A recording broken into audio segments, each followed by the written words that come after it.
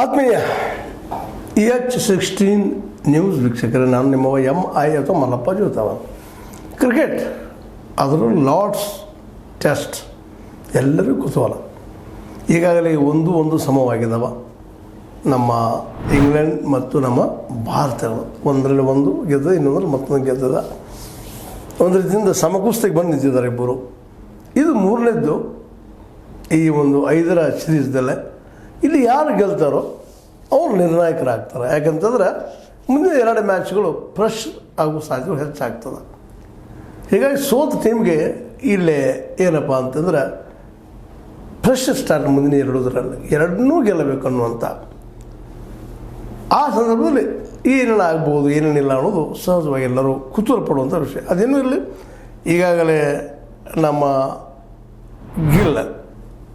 ಶುಭ್ಮನ್ ಗಿಲ್ ಒಂದು ರೀತಿಯಿಂದ ಅದೃಷ್ಟ ಅನ್ನೋಕ್ಕಿಂತ ಹಾರ್ಡ್ ವರ್ಕ್ ಪ್ರಯತ್ನದಿಂದ ಪ್ರಥಮ ಇನ್ನಿಂಗ್ಸಲ್ಲಿ 269, ಎರಡನೇ ಇನ್ನಿಂಗ್ಸಲ್ಲಿ 161 ಹೊಡೆದ.